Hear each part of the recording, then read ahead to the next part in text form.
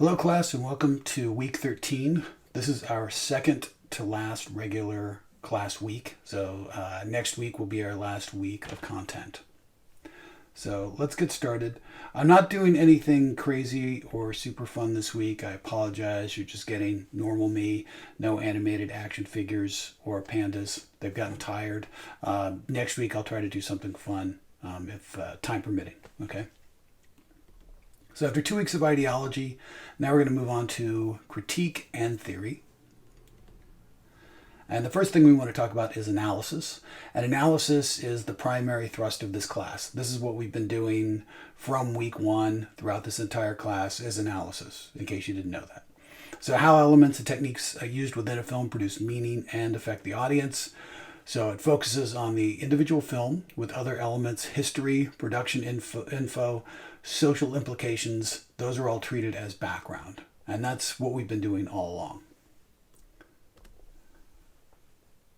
Now we also have critique, and those of you who are going to be writing your second paper, that is going to be a critique. The first paper was an analysis if you already did that one. But critique is about taking this analysis and then creating a value judgment. It's really about the evaluation and function of a film, saying is it good, how does it compare to other films, and we generally tend to think of this as the American approach. So in America, we don't have film analysts. We have film critics, and they critique things. They tell you whether it's good or it's bad.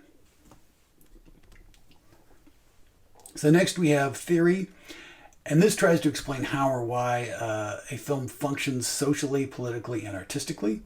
And it may utilize scientific principles to expose a pattern. This tends to be thought of as more of a European approach. Okay, so up until now, we've focused on analysis.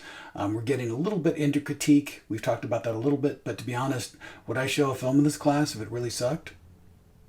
Maybe, but I haven't so far. Okay, and then theory, that's going to be the main thrust of just this lecture, and you'll find out why we've waited up until now to actually talk about it.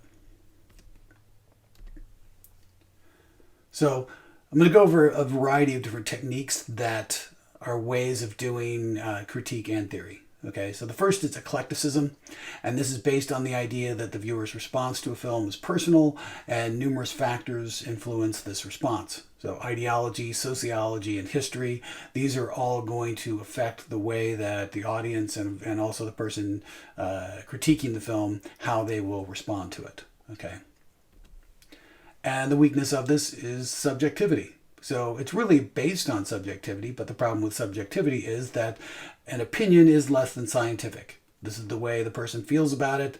That's the end of it. It is what it is. It's critique, and that's what critique is. Next, we have historiography, and this is the old way that people used to study films primarily. Okay, so it uses history to explain techniques, meanings, social impact, and it's divided by aesthetics, technology, economy, and sociology.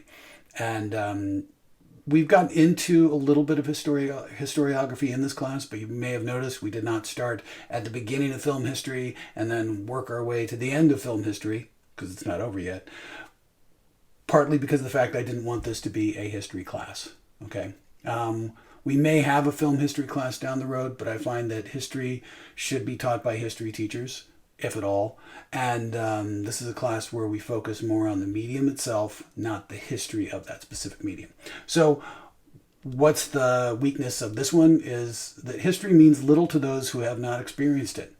There are some people that say that millennials cannot be taught history. I don't actually believe that, but that doesn't mean that I want to swim upstream trying to do that. So it's not my job. I'm talking about film here, I'm not talking about history. Next, we have the auteur theory. So we're getting into theory now. And that means the personal vision of the director is the defining factor in cinema. A director's body of work can be examined and found to contain a certain consistency of quality and artistic intent. And this theory was spearheaded in the 1950s by Cahiers du Cinema writers André Bazin and Francois Truffaut. Remember those names, we're going to be talking about them in a few minutes again. And so the auteur theory is another variation kind of the great man theory of history. Okay, great men shape everything. And when I'm talking about film, I usually am. There aren't a whole lot of female directors that really enter into this conversation, partly because it's a bunch of dudes who are creating the conversation. Oh well. So the weakness of the auteur theory is its blind inconsistencies in pattern. So let's say, for example, a good director makes a bad film. We're just not going to talk about that. And if a bad director makes a good film, well, that's not even going to be on their radar in the first place because they're only interested in what they consider to be the quote-unquote good directors. Next, we have structuralism and semiology. And this is based on structural linguistics. Any of you studied that before? I have. It's terrible. So dividing language into its smallest meaningful units. It breaks up films not by shot, but by sign. So when it comes to language, the individual word, the individual symbol, the individual letter are not the smallest things. There's something even smaller than that. And that's what semiology tries to get into it. It's kind of the science of language. But when you start applying that to film, then you run into the problem that it's so mired in jargon that it's pretty much meaningless to non-linguists, which is what I found when I studied semiology with regards to both theater and cinema. It was really rough sledding. So the meanings given to the individual signs are also based entirely on opinion, which takes us back to that whole non-scientific part of opinion. So semiology is not an easy fit to film, but that doesn't stop people from trying. I guess the idea is that you want to try to create a theory of everything, and you're going to win or lose doing this. You'll probably lose. So other theories, just going through quickly, realism. There are some people that think that film should only be used to create realism. So there's a realistic theory. Formalism as well. Film can't be realistic. It can only be formalistic. Also, there's several feminist theories as well. The gaze, the Bechdel test. I'm sure you probably heard of the Bechdel test as well. That kind of fit into this. There's also structuralism. Post-structuralism, which uses different forms to analyze how a film's put together rather than your standard story structure. Modernism, postmodernism, post-colonialism, apparatus, Soviet, oniric, cognitive, pure, Dogma 95, which I'm pretty sure I ripped on earlier in the class as well. All of these are theories of cinema, theories of approaching it. Here is a list of them right here. Filmtheory.org list of theories, and you can get an explanation of what they are.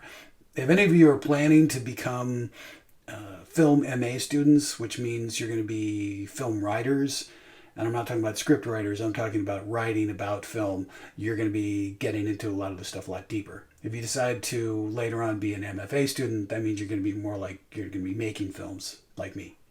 But that doesn't mean I didn't study some of this stuff. But fortunately, I didn't have to study all of them.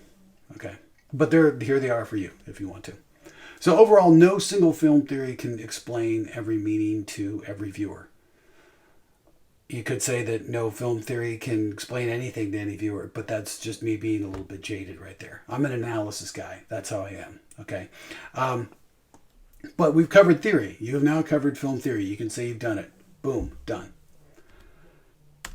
So our film for this week comes directly out of film theory and criticism. So it's called The 400 Blows. It's from 1959. It was written and directed by Francois Truffaut. Do you remember his name a few pages back? He was one of those Cahiers du Cinema guys. So they were writing about film theory, and then some of them decided, you know what, we're going to go make movies instead. And we're going to kind of put the rubber to the road, which I respect the hell out of that sort of thing. So this was a film made by a film critic and theorist, which attempted to create a new type of cinema. So it's one of the pioneering films of the French New Wave, which began around 1959, along with Jean-Luc Godard's Breathless, which is a class I rotate in sometimes because it's from the same kind of watershed moment here.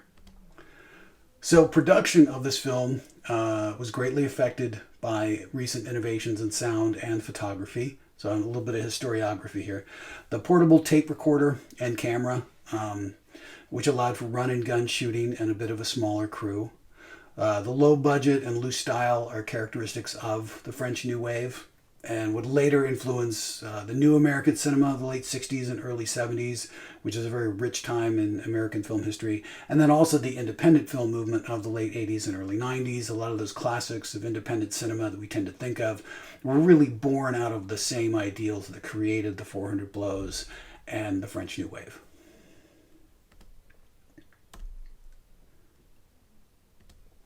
So our questions for this week.